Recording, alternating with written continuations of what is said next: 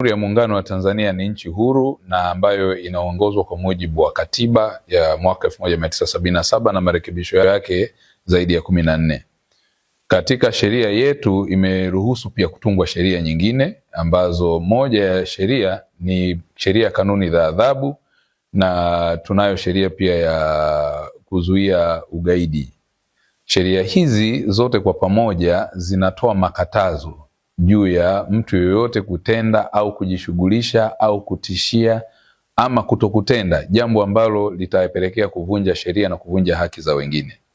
Kwa msingi huo serikali kupitia vyombo vya ulinzi na usalama inao wajibu wa msingi wa kulinda haki ya uhai, lakini inao wajibu wa kulinda haki za raia na mali zao kwa mujibu wa katiba, lakini pia sheria mbalimbali ambazo zimeundwa. Lakini pia ni nchi ambayo inaheshimu utawala wa sheria, ni nchi ya kidemokrasia inayofuata misingi ya utawala bora, lakini pia kuheshimu uhuru wa mahakama kama ulivyoainishwa 107B kubwa. Lakini vivyo hivyo mamlaka zote za uamuzi wa haki itakuwa imepewa jukumu hilo muhimili wa mahakama kwa mujibu wa ibara 107A kubwa.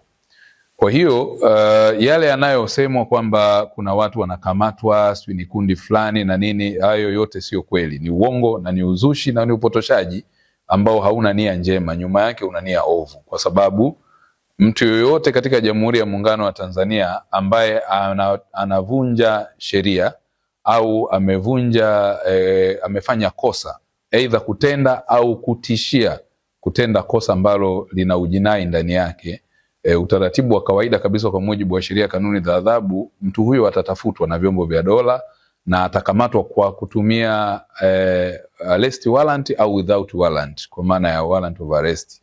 Kwa maana hiyo utaratibu wa kukamata mtu ambaye ametenda au anapelekea kutenda kosa la jinai, ama kwa kutisha, kwa maneno, kwa vitendo, atachukuliwa hatua za kisheria. Kwa hiyo katika msingi huo hakuna, kwa mujibu wa sheria tulizonazo, hakuna kinga dhidi ya jinai kwa mtu yoyote. Ndio msingi wa sheria katika sheria za Jamhuri ya Muungano wa Tanzania. Hakuna mtu yoyote aliye na kinga dhidi ya utendaji wa makosa ya jinai, na hakuna mtu aliye juu ya sheria.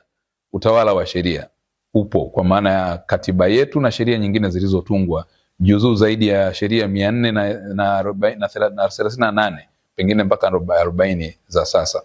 Kwa hiyo msingi wa kwanza wa msingi kabisa wa Tanzania wanapaswa kujua ni kwamba hakuna mtu yoyote